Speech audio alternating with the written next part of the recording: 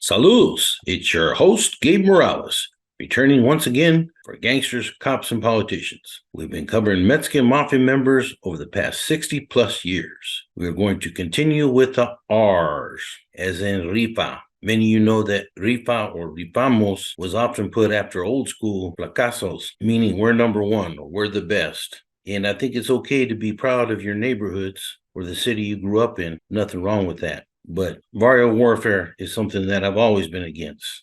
In fact, that was the title of my very first book. Today, I'm going to start off with Charles Chucks Ritchie from San Diego. He was out of National City. Understand he was made MA in the federal system under BOP number 13374-298. I showed that he was released in April 2011, and I'm unsure of his current status. There is Philip Mousy Rios. What's interesting about this guy is he also had ties to Seattle, Washington. As I mentioned in previous episodes, I know of a few emeros from Washington State, in spite of the fact that some people say that there are none. Mousy did time at the Washington State Reformatory in 1988, where my tío did time back in the 1960s. He also did time at the King County Jail where I worked in 1993. There's a Ted Sleepy Rios out of Colton. He had a D number, 32140, and was just an associate in the mid-1990s under that D number, but then ended up coming back with a G number, 47935. Somewhere along the way, he was validated as MA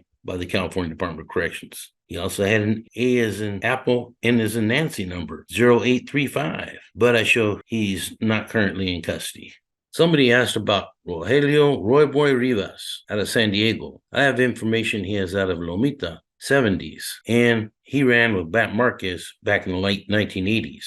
In June of 1987, Bat Marquez was paroled. In 1988, he teamed up with Roy Boy, his fellow San Diego gang member. First, the two attempted to kill one guy. Then they attempted to stab a drunken party crasher at Bat's house on Market Street. Later, the duo murdered a man at a Tijuana junkyard, shooting the victim multiple times. In March of 1991, acting on Bat's orders, Roy Boy and Ken Boogaloo Flores murdered Christopher Garcia in San Diego. For this murder, Roy Boy Rivas was awarded membership in the MA, sponsored by Bat Marquez, Black Dan Varela, and Mario Gato Marquez, when he is housed at Donovan State Prison in the latter part of 1991. In November of that year, Roy Boy and Bat were transferred to Pelican Bay to the Security Housing Unit. When Roy Boy paroled in April 1992, he was contacted by San Diego gang member David Papai Roman, who was a methamphetamine cook with connections down in Baja. Baron gave him a wad of cash and a big sack of meth to sell. Later in 1992, Roy Boy and Bat would sponsor David Papai Roman into La M. In January of 1995, Roy Boy returned to Pelican Bay.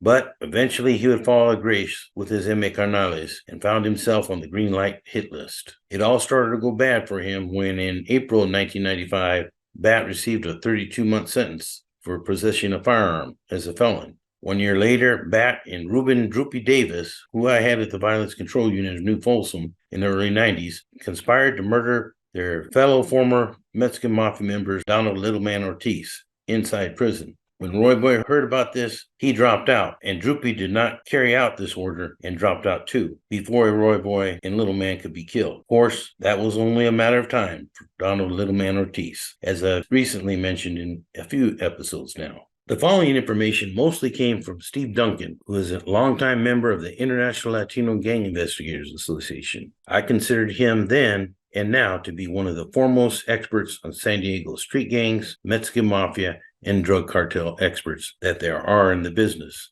According to Steve, Gus Rivera was the main connection for the Arellano Felix organization, also known as the Tijuana cartel, and was the main connection for David Papai Baron Corona, who brought dozens of fellow gang members from San Diego down to Tijuana to beef up enforcement squads when there was a war between the Sinaloa cartel and Chapo Guzman versus the Arellanos in Tijuana. This agreement between San Diego and Mexican Mafia gang members and the AFO was cemented in November 1992.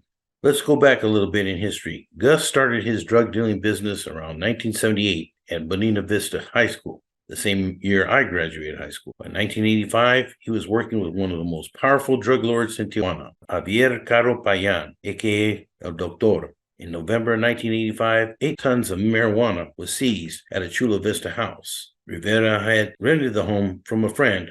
After the bust, Rivera and Caro Payan were indicted. In June of 1987, Rivera and Caro Payan were arrested in Montreal, where they were hiding out, and in April of 1988, they were extradited to the U.S. and processed in San Diego at the Federal Detention Center. Rivera was convicted in federal court for conspiracy to import marijuana and sentenced to federal prison.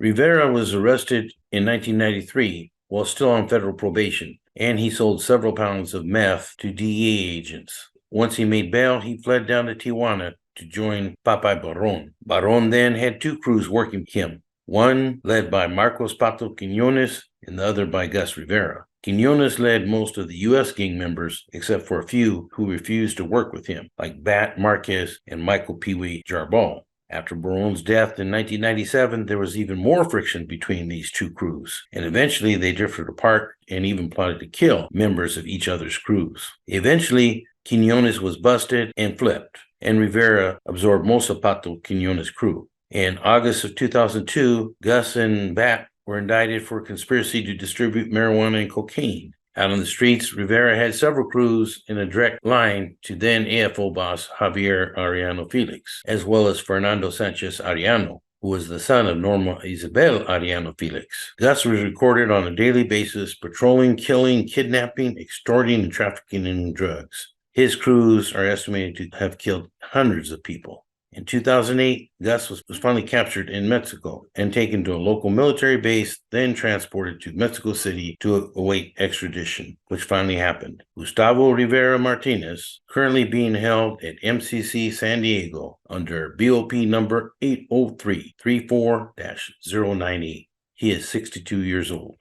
There was a Henry Hacksaw Rivera from Eastside Clover. He had a B number, 15471. NISO was MA in the early 1970s. He was released and then came back on the E number as an Edward, 64344, and I'm unsure of his current status. I do know that he was made in the late 60s by none other than MA founder World Buff Flores. And I also remember Moco telling me about this guy. As I recall, he told me this story, which I believe is in his book on the Mexican Mafia, that Psycho Leo wanted to hit a guy who was in the infirmary. So he took a light bulb and broke it and stuck it in his eye, thereby forcing CDC staff to take him to the infirmary. Once he was in the infirmary, he saw his victim on the other bed, jumped off the bed and started attacking him, stabbing him. Is that not psycho or what? Anyways, you can read the story in Moco's book to get the exact details on that.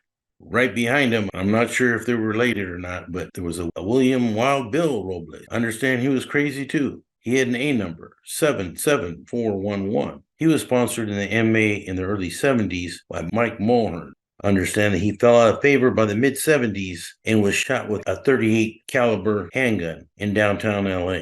There was Ralph Guy Perico Rocha from Norwalk, who I've described on previous episodes when I talked about Jaco Padilla. Perico started doing time in the YA in the mid-80s and paroled in 1986. I show that he then committed a burglary in Kern County and was assigned E number as an Edward, 45636. He paroled in 1991 and then was popped on a firearms charge in 93 in Orange County. He ended up being sent to the BOP under BOP number 0333. That's right, 4 3s, 112.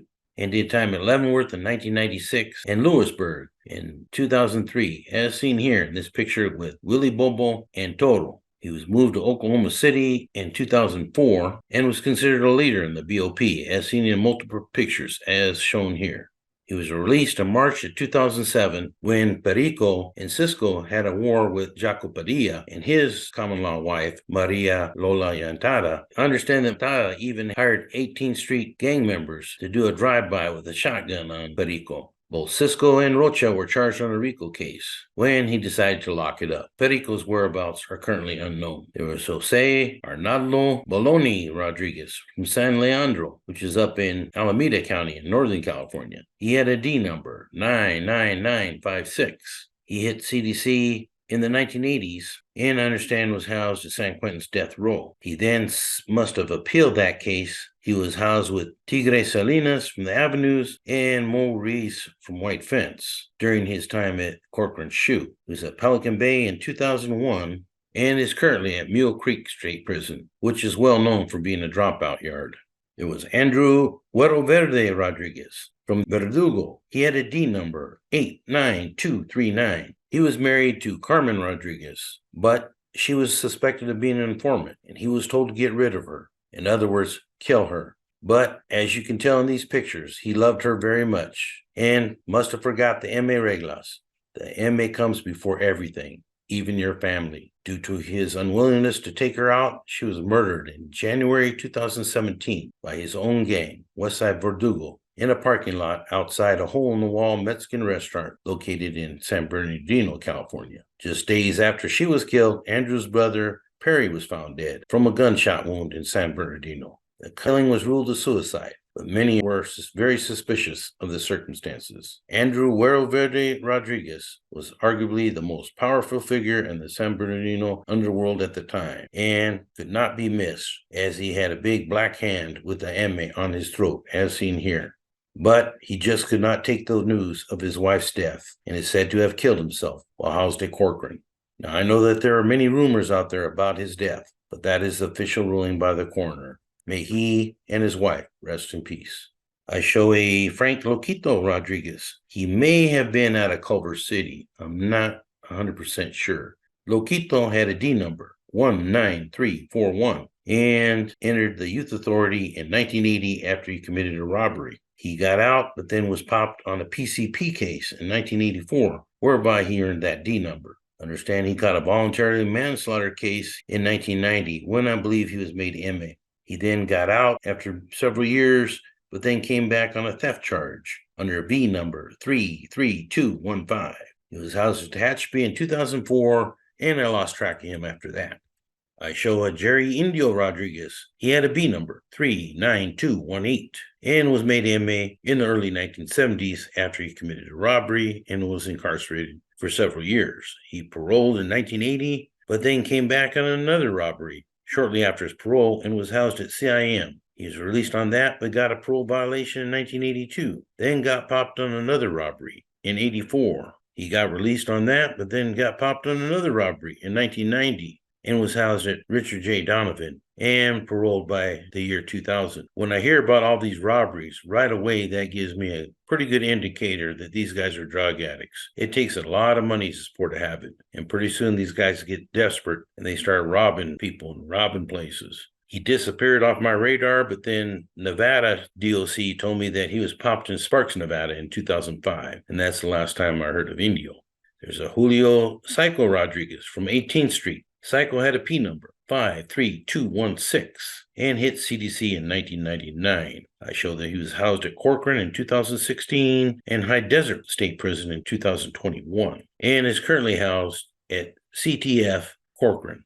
There's Manuel Joker Rodrigues, who I mentioned in the Champrenosa episode. Joker had a B number, 34801, and was very close to Cheyenne Cadena. Joker was the head of Lucha, the League of United Citizens to help addicts. But like I said, basically this was just a front to get government grants, pay Mexican Mafia members like Champrenoso to collect paychecks as ghost employees. There's an Oscar Littleman Rodrigues from Primera Flats. He had a B number, 1680. And would have been made MA in the 1970s. He was housed at Folsom in 1986, then was released, but returned with an H number in 1992. He was released on his H number and then found murdered in January of 1995, most likely on orders of La M. There's a Perry Red Rodrigues from San Bernardino. He had a D number, 64397, and I understand was made MA in the 1990s. He's another guy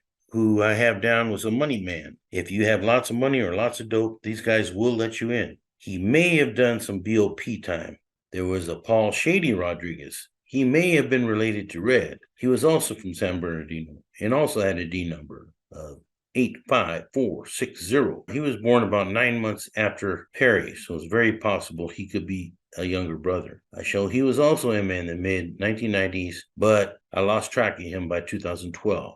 Then there was Ralph Vito Rodrigues from San Fer. He had an A number, 75690, and was made MA in the late 1970s. He was part of a Mexican Mafia robbery crew that supposedly committed dozens of robberies. And while he was associated at San Quentin, understand he was on the construction crew there and often made weapons for the brothers. It is obvious to me that Vito did a lot of things for the MA, including murdering his own brother, who I'll talk about here in a minute, on December 3rd, 1977, with Big Donald Garcia. It wasn't too long after that both he and Big D locked it up. Richard Huero Psycho Rodrigues was the brother of the individual I just mentioned. Richard was approximately 6 years older than Ralph, aka Vito. I show Huero Psycho was MA at Soledad by 1970 and paroled in 1977, whereby he ran afoul of the Carnales, allegedly for stealing money from La MA against the reglas.